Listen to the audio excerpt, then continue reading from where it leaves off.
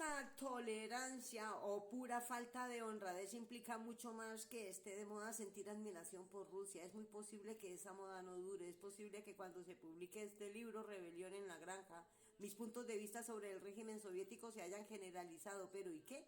Cambiar una ortodoxia por otra no supone necesariamente un avance. El enemigo es la mentalidad de gramófono, tanto si uno le gusta el disco que está sonando en ese momento como si no. Conozco bien todos los argumentos en contra de la libertad de expresión y de pensamiento, los que afirman que no puede existir y los que defienden que no debería existir. Respondo sencillamente que no me convencen y que nuestra civilización se ha fundado durante más de 400 convencido de que el actual régimen ruso es fundamentalmente malo y exijo el derecho a decirlo por mucho que seamos aliados de la URSS en una guerra que quiero que ganemos. Si tuviese que escoger un texto para justificarme, elegiría el verso de Milton, por las leyes conocidas de la antigua libertad. La palabra antigua subraya el hecho de que la libertad intelectual es una tradición fundamentalmente arraigada sin la cual la cultura occidental apenas podría existir. Muchos de nuestros intelectuales están apartándose de manera visible de esta tradición.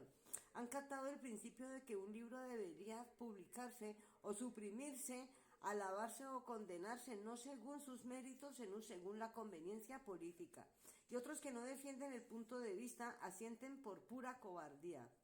Un ejemplo de esto es el fracaso de los numerosos y ruidos pacifistas ingleses que hacían oír su voz contra la veneración del militarismo ruso. Para dichos pacifistas, cualquier violencia es mala y durante la guerra nos ha animado a rendirnos o a firmar al menos una paz con componendas.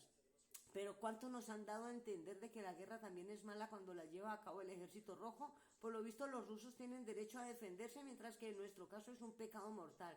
Semejante...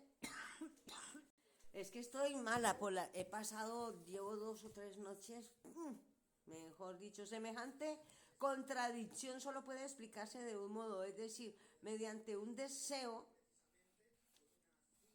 cobarde de alinearse con el grueso de la intelectualidad cuyo patriotismo está volcado en la URSS más que con Gran Bretaña. Sé que la intelectualidad inglesa tiene razones sobradas para ser timorata y deshonesta. De hecho, conozco de memoria los argumentos que emplea para defenderse, pero dejémonos al menos de tonterías sobre defender la libertad contra el fascismo. Si algo significa la libertad es el derecho a decirle a la gente lo que no quiere oír. La gente corriente todavía se adhiere vagamente a esa doctrina y actúa en consecuencia en nuestro país. No es así en todos los países, no lo era en Francia republicana y no lo es en Estados Unidos. Son los liberales quienes temen a la libertad y los intelectuales quienes pretenden denigrar al intelecto.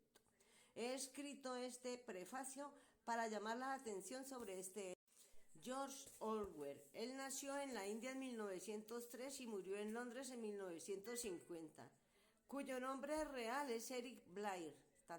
Fue novelista, ensayista. Eric Blair, George Orwell es su nombre artístico. Fue novelista, ensayista, brillante y maestro de periodistas. Podría decirse en breve vida resume los hechos y las pesadillas del mundo occidental en el siglo XX. Nació en la India británica en el seno de una familia de clase media, estudió con una beca en el exclusivo colegio de Eton, sirvió en la policía imperial en ultramar los días de Birmania. En 1934 escribió ese libro, volvió a Europa donde vivió y saltó de mata sin blanca en París y en Londres. En 1933 regresó a Inglaterra rural y empezó allí ejerciendo la docencia. La hija del clérigo en el 35 escribió sobre la clase obrera inglesa y la explotación. Que no muera la aspidistra, 1936, El camino a Wigan Pier, 1937. Que no muera la aspidistra es una planta de las abuelas que también la llamaban orejas de burro. Bueno, es que tuve que ver porque no conocía esa palabra. Recogió sus experiencias combatiendo el fascismo en la turbulenta Guerra Civil Española, homenaje a Cataluña en 1938. Empezó a vislumbrar en la convalecencia posterior el derrumbe del viejo mundo, su vida por aire en 1939. Colaboró en la BBC durante la Segunda Guerra Mundial, se consagró en el Tribune y en el Observer como uno de los mejores prosistas en lengua inglesa. Entre su vasta producción ensayística cabe destacar El león y el unicornio y otros ensayos en 1940. Fabuló las perversiones del socialismo, Rebelión en la Granja en el 45 y llegó a anticipar nuevos tipos de sociedad burocrática e hiperpolítica, 1984 y 1949.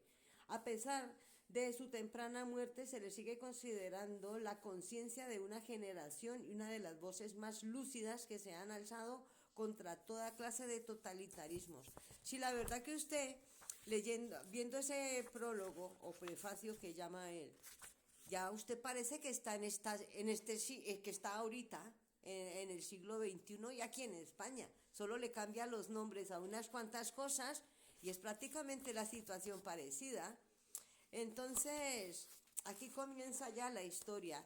Eso voy a hacer de que no sea tan largo. Lo que pasa es que para resumir un prólogo ya es verga, porque ya viene resumido. Y lo mismo que la biografía del autor ya viene resumida. ¿Qué más le va uno a resumir para hacer más corta la grabación esta? Pero los capítulos son corticos. Mira, este va del 21 al 30. Así que los puedo leer y luego lo comento aquí porque hay gente pues que no le gusta leer, pero hombre, si alguien te cuenta un libro que se ha leído, lo que dice más o menos y tal, tú no lo has leído, pero ya tienes una noción.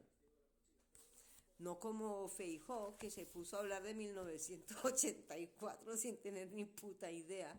¿Por qué? Por no leer las letricas de debajito. Por lo menos para haberse hecho una idea. O haber oído al que le estaba diciendo que mencionara el libro, lo hubiera oído un poquito más, pero son gentes que se creen súper intelectuales, superior en todo sentido al demás resto de humanos. Entonces, cuando alguien les quiere hablar o explicar, ellos ya lo saben, su cabeza ya lo sabe, cállese que ya ellos ya lo saben todo. Por eso es que luego se para ahí a dar esos discursos de bruto.